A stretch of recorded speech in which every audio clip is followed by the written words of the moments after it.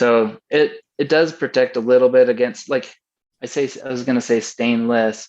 Um, every steel can be stained, but VG10 is kind of in a sweet spot where it can be hardened with, because it's kind of a high carbon knife, but it's also a stainless knife somewhat. So Mhm. it's gonna avoid spots and rust and whatever. Mostly, as long as you take decent care of it, it's not gonna get this wild patina on it or anything. So Yeah. yeah, we like how it turned out, and the mirror finish on the shine, everything. Some people put up their knives and display them more as art than something they're even gonna get as much use out of. So Yeah, no, it's a tool and it should be used and enjoyed. So that's my thoughts. Like I love cooking and all that stuff. So and I'm yeah, glad well, that people enjoy it too. and for me, I think um, it what a good knife can do for you is it will take something that was a chore and turn it into like a task that you look forward to. Like I want to cut things. Like Mhm. people get one of these knives or any really nice knife. You look around and see what else do I have that I can cut. Go buy some more vegetables just so I can cut a whole bunch of stuff Yeah. because it's so much nicer when you have a sharp blade that's balanced. It's not just a pain to use or like fatigues your fingers. So yeah, that's why I cook so much more now. Yeah, no, it's a good thing. I love like going to the farmer's market and like just getting a bunch of vegetables just to practice different like cuts and just yeah, having fun with it. Yeah, what do you like to cook? My favorite food, I think ever, probably chicken katsu. Um, Okay. or I'm simple. It's chicken katsu or sardines out of the can if I'm like lazy. Ramen I Okay. like. Uh, Okay. what else do I like? Different cuisines. Do you have a favorite couple Uh, or oh, fried rice. That's definitely my favorite. Like kimchi fried rice. And yeah, no, like the wok when Kenji was doing the wok thing, I like started using my yeah. wok. Or he has a new book, the wok book. Yeah, So recipes and techniques. Yeah, I've got a uh bunch of them here. He autographed a bunch of those too for me. So yeah, he yeah, has they're the available food on lab. Kitchen. Yeah. Um, the pizza, the kids book, every night is pizza night. So yeah, no, he's Yeah. up there. It's cool. But I just love probably stuff that I can cook in a wok because it cooks really fast. Um, steak's also How really about good. Thai? How about Thai food? Uh, really good. I just don't really know how to make it yet. So Oh, uh, okay. It's my yeah, favorite, so I just thought I'd ask. yeah. No, I love. Yeah, I like food that can be made really fast and in big like quantities too, so I can like meal prep for that. Um, Oh yeah, yeah, curries, man. yeah. No, curry is really good. Uh, oh no, I think just I mean I love American food too, like burgers and stuff. So Sure. yeah, what's your favorite food? Your go-to food? So Thai food, and like, so I make bulk of everything generally because we've Yeah, got 6 kids. that's a lot of Um, mouths to feed. yeah, lots of breakfast foods because I'm on breakfast. Generally, that's my big meal. My wife does a lot of dinner, and I do a lot of breakfast. Um, so lots of eggs. I do a lot of egg fried Mhm. rice. Yeah, that's my Um, favorite. I kind of have to spice up part of the batch, and then I have to leave the rest not so spicy for some of the kids that can't handle it yet. Yeah, Uh, but yeah, once Kenji started doing a whole bunch of videos on the walk, I pulled my walk out a lot more. I was like, man, I need to yeah, be using this so much more. it's so useful. Um, yeah, and then I also have a smoker, so we Mm, do a lot of smoked meats and pulled pork and lots of chicken. I don't know. yeah, I love no, barbecuing stuff and that's my smoking favorite. the Yeah, just so good. good. Like there was this one. I think it was like a smoked pork shoulder or something that I made. Mm-hmm. We like marinated it with like orange juice, like lime, some cilantro, garlic, salt, pepper, and all that. And I like smoked it, and we made like tacos out of it, and it was amazing. So yeah, Yeah. the smoker is amazing. It's Yeah. really Once you've good. got a bunch of pork from something like that, a pork butt, you can make stuff forever with it. Like it makes such Yeah. good leftovers, or do tacos, or do something, throughout the whole week. You can use that for all sorts of stuff Mhm. and eat those. Yeah. What got you into like cooking, like more serious? Well, I can't claim to be a serious cook, but but it really was the knives. Like Hmm.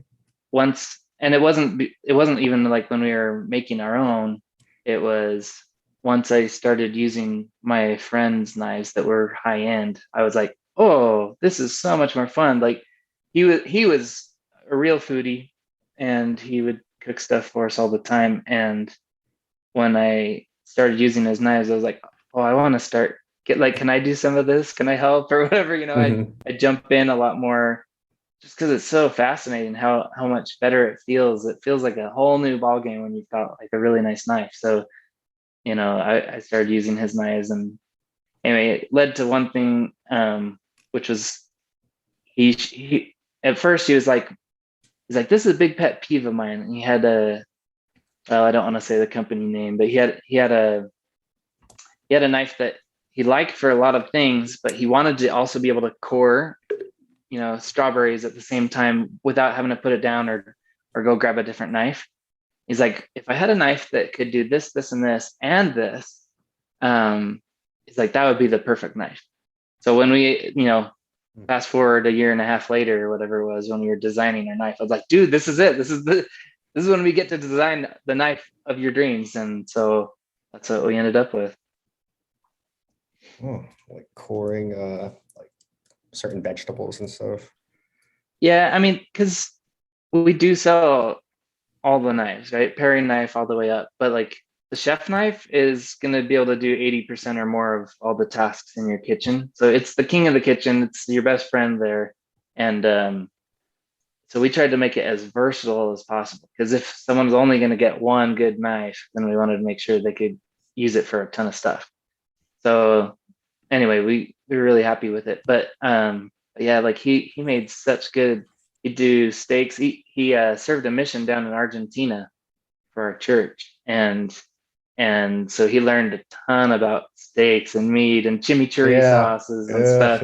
Yeah. And so we were always cutting up stuff like that, and then we'd do tacos. And anyway, yeah, so that's where we got started. And then pizzas. He had a big uh, pizza oven thing that we'd go at. And so yeah, it's just like meal prepping with him is when we first kind of started getting into it. And then when I started getting serious about the knife idea of starting this company, we went through a whole bunch of prototypes. I felt what it was that I liked about each knife, and yeah, we're still a couple iterations after that. We've improved on it a few times too. So it's been fun. It's been a really fun journey, and about 4 years ago, I bought him out of the company because he started another company that he just needed to take all of his time and attention, focus, and put it on that company because it was growing like gangbusters. And Mhm. so he wished me on my way, and I bought him out of the company. It's been a pretty fun journey ever since. That's cool. Uh, what's like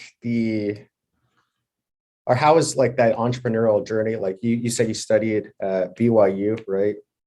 Yeah. You got your MBA there. So how did those skills like transition into you starting your own company? Um, so honestly, I do feel like I got a lot of education from the MBA, which kind of gave me the like kind of a big picture of what it is like on all sorts of facets of a business that you've got to take care of. But my probably the most valuable education I had was working either starting my own business or working right underneath the owner of some other small businesses that I worked for, because then I got to do it. Like I was lucky enough to be put in a position where I got to make high-end decisions for each of these little businesses, because every decision's a high-end decision when you're a small business like that. Um, so yeah, just that ability to kind of see the whole picture of the business instead of working on just one little cog inside of it. And then also, I think part of the connection that I had with my prior business partner and my employer was that we had that connection. We both did the BYU MBA. We could speak the jargon that we needed to know with each other. Like he didn't have to sit down and teach me why that was a financial, Mm-hmm. Why the decision to do this or that with inventory, or, like we all kind of were on the same page. So I felt like the MBA was actually really helpful for me to just even have me be able to just hit the ground running when I did start my own business. Like I didn't have to learn everything from scratch when I did it. So I know some people do, like without any kind of business education, just jump in and start their own business. But I think they have a few more hard knocks than I had when it comes to like, oh, I didn't know I had to do this or save for that tax bill, or for, all sorts of stuff that can come up in a business setting. That's cool. Yeah, no, I love entrepreneurship and all that stuff. So that's something I want to I think I just have to start my own thing. Like it's a good way to get experience.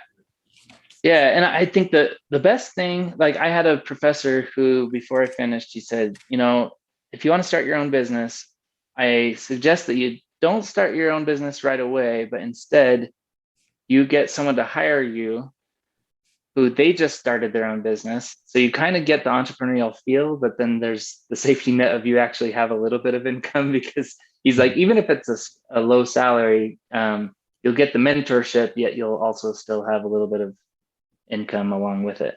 A lot of businesses, they don't hit revenue stage for a while, right? Yeah.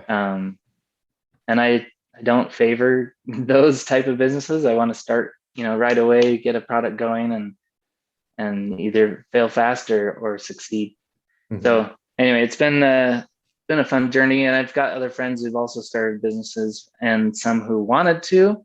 They always say they wanted to, and then they're like, oh, but like, I don't think my wife would let me quit this job and, take the leap. And so it kind of stays a pipe dream for them. And I'm like, come on, you just got to do it. Yeah. It's nothing's ever going to be perfect. So that's true. Yeah. You'll hit some bumps, and those will just be learning bumps. Yeah. I was talking to an alumni, and he was saying like that was his dream. He also wanted to start a company, do the entrepreneurship route, but he never really got to do it. But yeah, that's something I don't want to leave behind. I at least want to try it.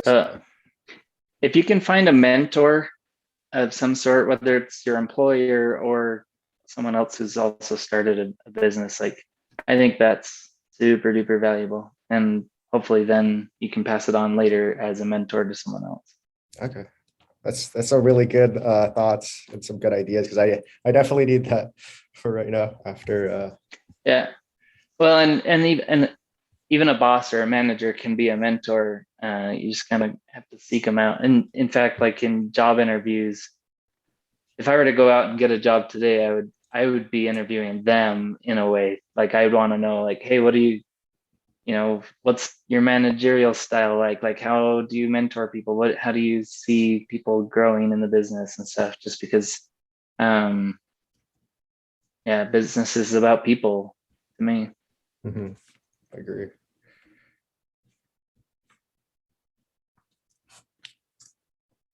So I have a question about physical products and just how that gets made. So do you have how does that start? Do you just call up somebody and say, hey, I want to make this product built, can you help me do it? Or How does that work?